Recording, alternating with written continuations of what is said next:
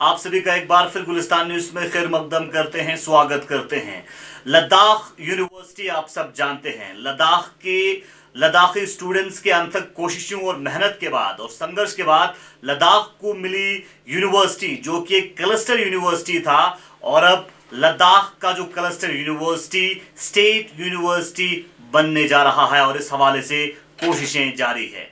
आपको बता दें, यूनियन टेरिटरी लद्दाख के हायर एजुकेशन के कमिश्नर सेक्रेटरी पद्मा अमो ने आज university of Ladakh amendment act 2018 को लेके ड्राफ्ट अमेंडमेंट एक्ट के हवाले से एक्सपर्ट एडवाइजरी कमेटी के साथ एक अहम मीटिंग की है। इस मीटिंग में यूनिवर्सिटी ऑफ लद्दाख एक्ट 2018 के ड्राफ्ट अमेंडमेंट एक्ट के हवाले से गौर किया है, जिसमें खासकर यूनिवर्सिटी ऑफ लद्दाख चूंकि क्लस्टर यूनिवर्सिटी था कॉन्स्टिट्यूएंट कॉलेजेस के साथ, उसे कन्वर्ट करके स्टेट यूनिवर्सिटी बनाया जाएगा एफिलिएटेड कॉलेजेस के साथ। इस खबर पर मजीद बात करने के लिए हमारे साथ सीधे ज्वाइन कर चुके हैं यूनियन टेरिटरी लद्दाख के commissioner secretary Padma Amo. Ma'am, हमारे साथ ज्वाइन करने के लिए बहुत बहुत शुक्रिया। तो मैम, इस ड्राफ्ट अमेंडमेंट में किस तरह की मॉडल आने वाले वक्त में हमें देखने को मिल सकता है? स्टेट यूनिवर्सिटी जब लद्दाख बनेगा, चूंकि क्लस्टर यूनिवर्सिटी में यूनिवर्सिटी ऑफ लद्दाख 2 कैंपसेस में डिवाइड हैं, तो क्या एक मेन कैंपस रहेगा या दोनों जगहों पे इससे पहले जिस तरह से क्लस्टर यूनिवर्सिटी में 2 कैंपस था उसी के हिसाब से आगे बढ़ेंगे? आइजैक, गुलिस्तान न्यूज़ के सारे ऑडियंसेस को मेरी तरफ से जुड़े। यूनिवर्सिटी काउंसिल जो एक सुप्रीम बॉडी है to govern a university, it is chaired by the honourable lieutenant governor, और उसमें दोनों सीसी ले और कारगिल मेंबर्स होते हैं। तो लास्ट यूनिवर्सिटी काउंसिल मीटिंग में एक डिसीजन था यूनिवर्सिटी काउंसिल का कि हम अमेंडमेंट्स प्रपोज करें और ड्राफ्ट करें, क्योंकि ये डिमांड था पूरा काउंसिल का कि अभी एक क्लस्टर यूनिवर्सिटी है और क्लस्टर यूनिवर्सिटी का कॉन्सेप्ट थोड़ा नया है। इंडिया में बहुत सारी यूनिवर्सिटीज क्लस्टर यूनिवर्सिटीज नहीं है, बहुत कम है। वो क्लस्टर यूनिवर्सिटी का मतलब होता है कि कॉलेजेस के रिसोर्सेज को पूल करके जब एक यूनिवर्सिटी बनती है उसे क्लस्टर यूनिवर्सिटी कहते हैं। तो उस टाइम जितने भी काउंसिल के मेंबर्स थे, जिसमें प्रिंसिपल्स कॉलेजेस के थे, जिसमें वाइस चांसलर थे और सीईसीज दोनों थे, उनका ये ओपिनियन था कि यूनिवर्सिटी को अगर हम एक क्लस्टर यूनिवर्सिटी ना बोल के अगर स्टेट यूनिवर्सिटी करें, और जो हमारे कॉलेजेस हैं जो पहले डिपार्टमेंट ऑफ हायर एजुकेशन के अंडर आते थे, तो अगर उनको वैसे ही हम कॉलेजेस रहने दें और उनको यूनिवर्सिटी के साथ एफिलिएट करें। यूनिवर्सिटी ऑफ लद्दाख एक्ट जो था उसके हिसाब से एक क्लस्टर यूनिवर्सिटी बना था, यूनिवर्सिटी ऑफ लद्दाख, जिसमें सारे colleges were part of the university, they were constituent colleges. तो ये डिमांड रखा गया, काफी आई थिंक पॉपुलर डिमांड था या टीचर्स का एंड प्रिंसिपल्स का, कि ये कॉन्स्टिट्यूएंट कॉलेजेस ना होकर एफिलिएटेड कॉलेजेस रहे। सो ये डिसीजन यूनिवर्सिटी काउंसिल ने लिया कि we should start drafting an amendment. अभी ये जो अमेंडमेंट हमने ड्राफ्ट किया है उसको अप्रूवल के लिए फिर यूनिवर्सिटी काउंसिल जाना पड़ेगा, लॉ डिपार्टमेंट जाना पड़ेगा। तो हम लोग की पहली मीटिंग कल हुई, जहाँ पे यूनिवर्सिटी ने जो ड्राफ्ट अमेंडमेंट प्रपोज किए उस पर हमने डेलिब्रेट किया एक्सपर्ट कमेटी ने, जिसमें लॉ सेक्रेटरी भी थे। तो जनरली मैम, जो खासकर ड्राफ्ट अमेंडमेंट, चूंकि अभी जिस तरह से आप लोगों ने बनाया है और उसके ऊपर कमेंट्स और सजेशंस और चेंजेस के लिए यूनिवर्सिटी के जो मेंबर्स हैं, एक्सपर्ट कमेटी जो मेंबर्स हैं, वो कमेंट करेंगे, टीचर्स कमेंट करेंगे। तो जनरली जो मॉडल अगर हम आपसे जानना चाहें, जिस तरह से इससे पहले क्लस्टर यूनिवर्सिटी हुआ करता था और क्लस्टर यूनिवर्सिटी के जो बिल में 2 जो कैंपसेस हैं, अभी university of Ladakh Leh campus और करगिल कैंपस का जिक्र नहीं था, क्या अब इसमें ये दोनों कैंपसेस का जिक्र होगा या एक मेन कैंपस और दूसरा जो है ऑफ साइड कैंपस होंगे बाकी? देखिए आप, मैंने इतना डिटेल में दिल्ली यूनिवर्सिटी एक्ट नहीं पढ़ा है, बट दिल्ली यूनिवर्सिटी में एक नॉर्थ कैंपस एक साउथ कैंपस है। तो एक्ट में कैंपसेस मुझे लगता नहीं है मेंशन किए जाते हैं। हम लोगों ने जो कल अमेंडमेंट्स किए, it is only called university of Ladakh. उसमें कैंपस वैंपस हमने कोई स्पेसिफाई किए नहीं, बिकॉज जो एक्ट है that talks about powers of the university, उसका बॉडी कौन सी होनी चाहिए, सिंडिकेट होना चाहिए, एकेडमिक काउंसिल होना चाहिए। जितना हमने देखा, एक यूनिवर्सिटी ऑफ लद्दाख एक्ट जबकि क्लस्टर यूनिवर्सिटी था, तो उसमें जो बॉडीज थे या जो पावर थे वो किसी और स्टेट यूनिवर्सिटी से किसी भी तरीके से कम नहीं थे। मुझे कोई डिफरेंस फ्रैंकली लगा नहीं एक क्लस्टर यूनिवर्सिटी और एक स्टेट यूनिवर्सिटी के ऑटोनॉमी में या पावर्स में या बॉडीज में, जो उनकी गवर्निंग बॉडीज होती है या उनकी एकेडमिक काउंसिल होती है, सिंडिकेट होती है। ओनली थिंग इज कि वहां पे कई जगह वर्ड क्लस्टर यूज किया गया था। तो एक हम लोगों ने क्लस्टर यूनिवर्सिटी को हटाने का डिसीजन लिया है एक्सपर्ट कमेटी ने, and because that was the proposal of the university of Ladakh, जो उनके रजिस्ट्रार प्रपोज कर रहे थे अमेंडमेंट्स, जी और हम लोगों ने एज जी एन एक्सपर्ट कमेटी हमने टू लार्ज एक्सटेंट एग्री किया उन्होंने जो भी अमेंडमेंट्स प्रपोज किए। और मेनली उसमें ये था कि क्लस्टर वर्ड हटाएं एंड देन कॉन्स्टिट्यूएंट कॉलेजेस का वर्ड हटाएं। सो ये दो मेजर चीजें थी। रिकग्निशन ऑफ टीचर्स, जैसे जब कॉन्स्टिट्यूएंट कॉलेजेस बने थे तब ये एक्ट में लिखा गया था कि कॉन्स्टिट्यूएंट कॉलेजेस के टीचर्स को यूनिवर्सिटी रिकग्नाइज करेगी, यानी कि जी उनको अपना एक एम्प्लॉय की तरह रिकग्नाइज करेगी। सो वो पार्ट जी भी हटाना पड़ा क्योंकि कॉन्स्टिट्यूएंट कॉलेजेस अब है नहीं, एफिलिएटेड कॉलेजेस हैं। सो बहुत मेजर चेंजेस मैं नहीं कहूंगी एक्ट में, मुझे there were not many major changes. Cluster mainly जो वर्ड है वो हटाया गया, और जो जो हमें लगा which is related to cluster उन चीजों को हटाया गया। मैम, जिस तरह से इससे पहले क्लस्टर यूनिवर्सिटी में कॉन्स्टिट्यूएंट कॉलेजेस था और अब एफिलिएट कॉलेजेस बनेंगे, तो इससे जो खासकर आप हायर एजुकेशन है या कॉलेजेस हैं, कॉलेजेस का स्टेटस क्या होगा इसके बाद? क्या कॉलेज स्ट्रेंथ होंगे या डाउनग्रेड होंगे? देखिए, डिमांड तो कॉलेजेस की डिमांड पे ही एफिलिएट हुआ है। Constituent colleges they were not interested actually, because अभी तक देखिए कॉलेजेस में जो भी एम्प्लॉयमेंट हुआ है टीचर्स का या नॉन टीचिंग स्टाफ का भी, देवर पार्ट ऑफ द गवर्नमेंट। उनको ये लगता था कि वो एक गवर्नमेंट एम्प्लॉइज हैं, और अगर वो यूनिवर्सिटी का पार्ट बने as a constituent college, they will lose that that status of government being a government employ. So इसमें मेरा खास ओपिनियन नहीं है। मैं तो चाहती थी पर्सनली कि एज अ कॉन्स्टिट्यूएंट कॉलेजेस अगर वो रहें, दे have a lot of growth opportunities.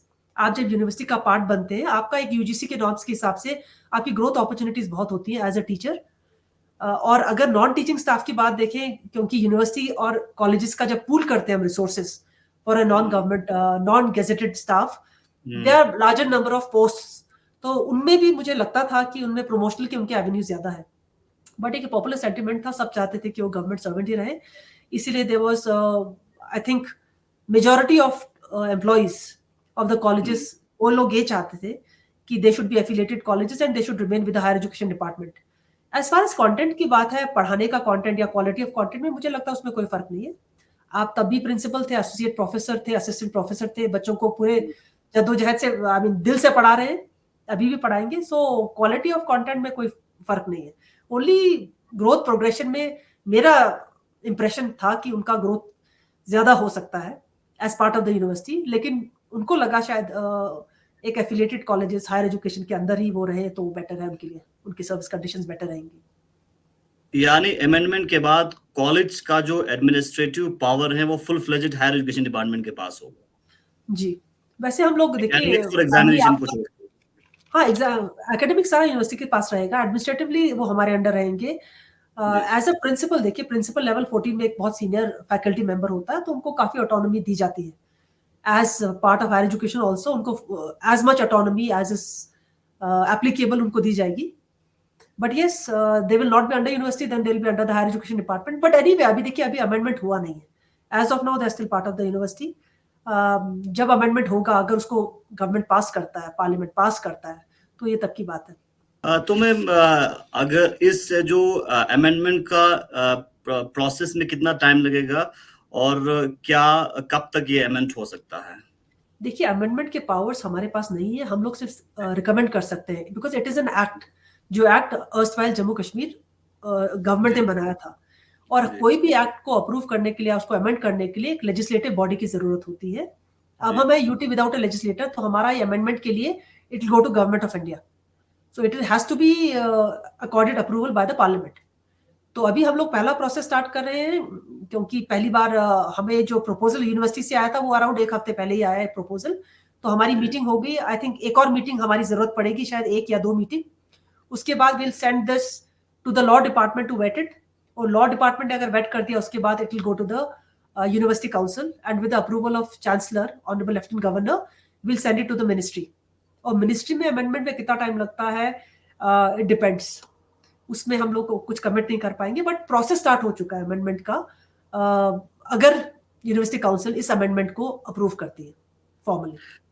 Ma'am, अगर अमेंड हो जाता है तो क्या union territory of Ladakh Hindustan में, इंडिया में वाहिद यूटी बन सकता है जहां पे एक यूटी में स्टेट यूनिवर्सिटी और सेंट्रल यूनिवर्सिटी दोनों हो?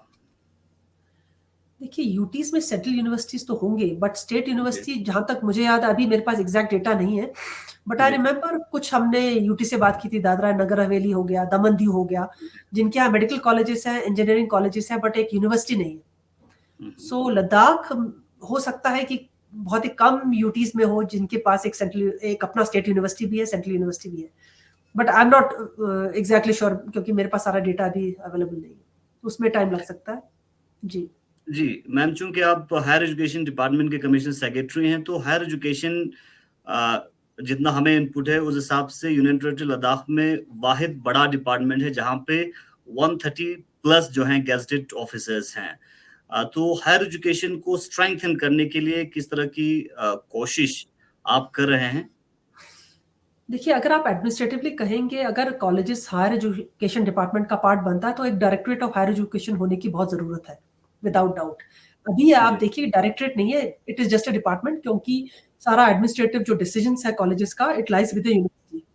बट कल को अगर they come under the higher education department, एक डायरेक्टरेट का होना बहुत जरूरी है, ताकि सारे एडमिनिस्ट्रेटिव इश्यूज, चाहे वो प्रमोशन को लेकर हो, चाहे वो छुट्टियों को लेकर हो, चाहे वो रिक्रूटमेंट को लेकर हो, वो सारा डिपार्टमेंट को करना होगा। तो उसके लिए डायरेक्टरेट का होना बहुत जरूरी है, कि recruitment is a process. So recruitment के लिए हम लोगों को we require to strengthen the department and create a directorate, वो जरूरी है। As far as funding is concern, उसमें मुझे लगता नहीं कोई डिफरेंस है राइट नाउ।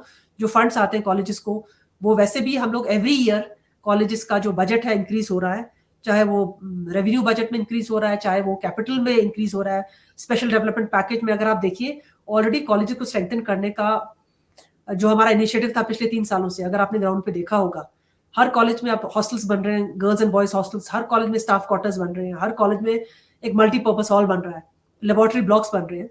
तो कॉलेजेस को स्ट्रेंथन करने का जो मुहिम है वो पिछले 2-3 साल से स्टार्ट हो चुका है, इररेस्पेक्टिव ऑफ कि वो यूनिवर्सिटी के अंडर हो या हायर एजुकेशन डिपार्टमेंट के अंडर हो। हमारा कमिटमेंट एडमिनिस्ट्रेशन का और डिपार्टमेंट का पूरा इस तरफ रहा है।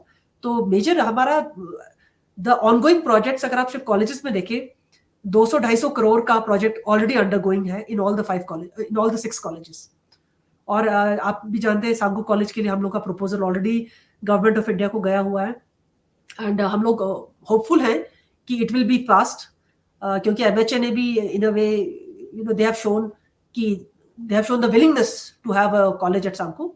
इंजीनियरिंग कॉलेज हम लोग का प्रपोजल वो भी एमएचए को गया, उसमें भी गवर्नमेंट का अभी तक हमें सपोर्ट रहा है, हमने डीपीआर डिटेल में भेजा हुआ है।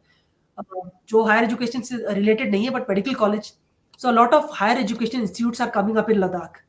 अगेन इनमें टाइम लगता है, क्योंकि डीपीआर बनना, उसको पास होना, एमएचए के पास जाना, पोस्ट के लिए it will go to ministry of expenditure.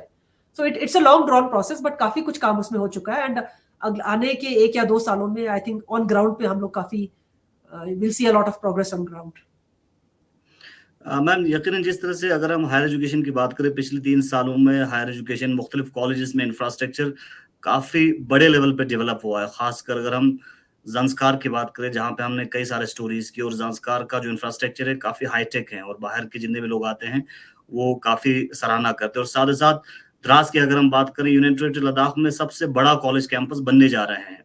तो इन सारी चीज़ों को मद्देनज़र रखते हुए अमेंडमेंट होने से पहले क्या इस तरह की पॉसिबिलिटी है कि full fledged higher education department ही कॉलेजेस को एडमिनिस्टर करे? देखिए, university of Ladakh is governed by the act. Act में क्लियरली लिखा है कि colleges are part of the university. अब कुछ चीजें फिर भी मैं कहूंगी कि अभी टोटली देखिए, जैसे बजट हम यूनिवर्सिटी को नहीं देते, हम कॉलेजेस को डायरेक्ट देते हैं।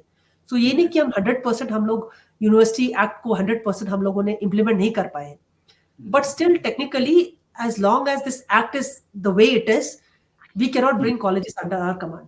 फॉर एग्जाम्पल देखिए, कई बार ये डिमांड रहता है प्रमोशन का, रिक्रूटमेंट का। ये 2 चीजें जो हम लोग as a higher education department नहीं कर सकते हैं। अदरवाइज देखिए आप, रेस्ट ऑफ द डिपार्टमेंट ने हर जगह हम लोग का रिक्रूटमेंट शुरू हो चुका है, नॉन गेजेटेड का कंप्लीट भी हो गया है, और गेजेटेड रिक्रूटमेंट अगले साल से, अगले कैलेंडर ईयर से शुरू हो जाएगा in most of the departments. But higher education department में it is not possible till we amend the act. So हम लोगों ने जब स्टेक होल्डर्स के साथ बात की थी, कॉलेजेस के साथ स्पेसिफिकली, हम लोगों ने बहुत स्पेसिफाई किया था कि अगर हम अमेंडमेंट करते हैं एक्ट में, तो रिक्रूटमेंट और प्रमोशन दोनों बहुत डिले होंगी। 1 साल हो सकता है डिले, 2 साल हो सकता है, but they were all ready to wait for that. अभी जो जब आप टीचर्स की एंट्री करते हैं, उनका एक कंफर्मेशन एक प्रोसेस होता है। वो प्रोसेस यूनिवर्सिटी काउंसिल ने अप्रूव किया था in the last university council meeting, और यूनिवर्सिटी को रिक्वेस्ट किया था यूनिवर्सिटी ऑफ लद्दाख को कि कंफर्मेशन कर लें। सो जो भी प्रोबेशनरी हमारे फैकल्टी मेंबर्स थे उनका कंफर्मेशन हो चुका है, बट इसके आगे कुछ कुछ चीजें हैं प्रमोशन में, जितना पॉसिबल है with in the UGC guidelines that will be taken up, that is what university of Ladakh has told us. But कुछ चीजें फिर भी थोड़ी चैलेंजिंग रहेंगी, तो इसलिए अमेंडमेंट होने तक कुछ चीजें स्टॉल रहेंगी। So that is a fall out of this exercise, क्योंकि हम अमेंडमेंट कर रहे हैं, कुछ चीजें जब तक ये अमेंडमेंट पूरा नहीं होगा आगे हम ले जा नहीं सकते, जिसमें प्रमोशन और recruitment is the major aspect. जैसे university of Ladakh can start recruiting for its post, चाहे उनका फैकल्टी है चाहे उनका नॉन गेजेटेड पोस्ट है, उनका रिक्रूटमेंट जल्दी स्टार्ट हो सकता है। बट कॉलेजेस में अभी रिक्रूटमेंट और प्रमोशन का दे will be a challenge. Ma'am, जिस तरह से अभी 2 कैंपसेस यूनिवर्सिटी ऑफ लद्दाख के अंदर चल रहे हैं, लेह और करगिल कैंपस, और खासकर करगिल में कई बार हमने देखा कि स्टूडेंट्स को इश्यूज होते हुए कि एडमिनिस्ट्रेटिव सेटअप यहाँ पे न होने के कारण, खासकर अगर हम रजिस्ट्रार की बात करें, वीसी की बात करें या डीन्स की बात करें, तो इन सारे चीजों को कंसिडर किया जाएगा इस ड्राफ्ट अमेंडमेंट में? देखिए, अमेंडमेंट में ये सब डिटेल्स नहीं रहते हैं। जहां तक आई अंडरस्टैंड, अगर एडमिनिस्ट्रेटिव की बात है, अभी असिस्टेंट रजिस्ट्रार आपका एक ही असिस्टेंट रजिस्ट्रार है, और रजिस्ट्रार भी जो थे उनका टेन्योर खत्म हुआ और वो जा चुके हैं। लेकिन यूनिवर्सिटी ऑफ लद्दाख में ऑलरेडी 3 असिस्टेंट रजिस्ट्रार की पोस्ट है। सो अगर जब असिस्टेंट रजिस्ट्रार्स दोनों कैंपसेस में बैठने लगेंगे तो ये इश्यूज आएगा नहीं। So it is nothing to do with the act, it is mostly to do with जब पोस्ट फिलअप होंगे तो there will be adequate distribution of post in both the universities. But in any case देखिए, university is an autonomous body, ये university का decision है, higher education department के under ये issues नहीं आते। But because I am aware of certain issues, so I could discuss it with you. But otherwise having a campus, देखिए Delhi campus, as I keep giving the example of Delhi University, they have a north campus, they have a south campus, both are running very well and very efficiently. So students हमारे लेह में भी है, करगिल में भी, अब आप देखिए subjects भी हमारे लेह करगिल में इंट्रोड्यूस्ड है। सो मुझे लगता नहीं कि ऐसे कोई इश्यूज आएंगे, एक बार हमारे सारे पोस्ट अगर भर गए तो ये सारी शिकायतें खत्म हो सकती हैं। मैम, यूटी एडमिनिस्ट्रेशन, खासकर यूनिवर्सिटी ऑफ लद्दाख, चूंकि अगर स्टेट यूनिवर्सिटी आने वाले समय में बन सकता है, तो इस प्रोसेस को लेके कितना सीरियस है और किस तरह की इम्पोर्टेंस दे रहे हैं? देखिए, अगर यूनिवर्सिटी काउंसिल ने डिसीजन लिया है कि अमेंडमेंट होना है और अमेंडमेंट का हमने प्रोसेस स्टार्ट किया है, so definitely they are serious. But again, as I kept saying कि as far as student is concern, state university हो या क्लस्टर यूनिवर्सिटी हो, स्टूडेंट्स की एजुकेशन में देयर मेथड ऑफ टीचिंग, उसमें कोई फर्क नहीं पड़ता। It is only regarding constituent colleges का रोल क्या रहता है, स्पेशली प्रमोशन का एंड एडमिनिस्ट्रेटिव कंट्रोल का। सो अगर हम देखिए, फाइनली जब हम यूनिवर्सिटी की बात करते हैं, हमारा प्राइमरी स्टेक होल्डर कौन है? Students. So students are not affected whether it's a state university or a cluster university, because it will not make a difference to them.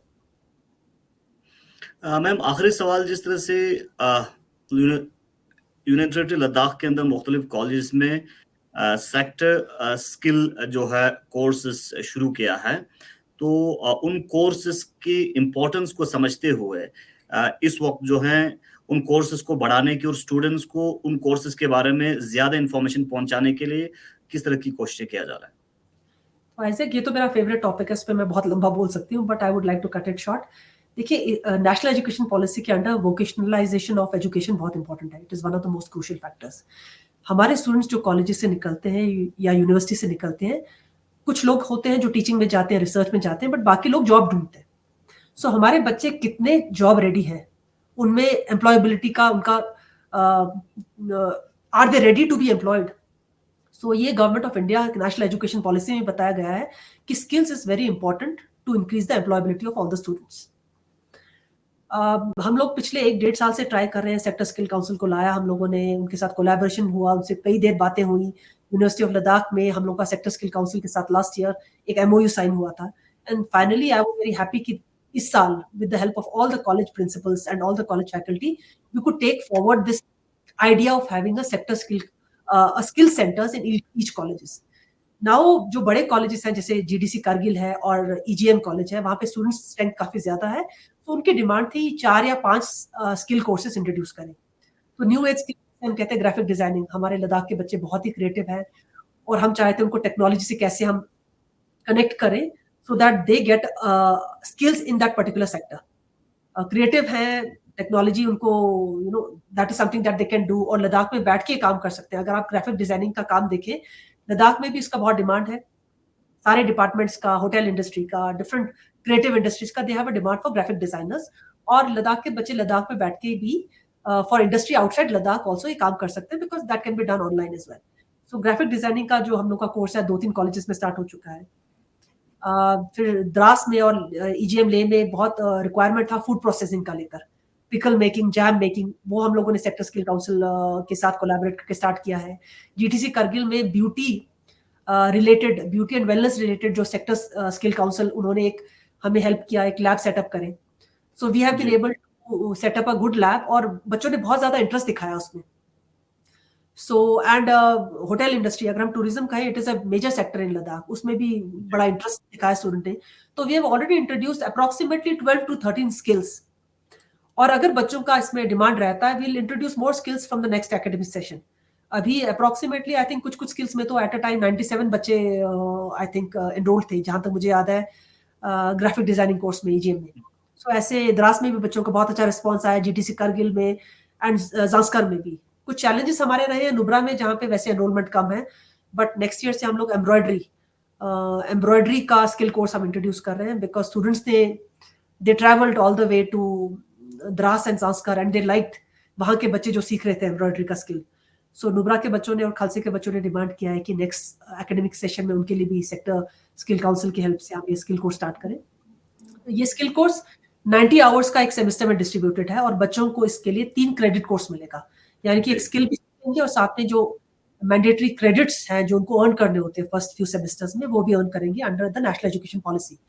This is an initiative जो आई would से कि किसी और state में शायद नहीं हुआ है, but still I would say it is one of the unique initiative जो हमने लद्दाख में लिया है।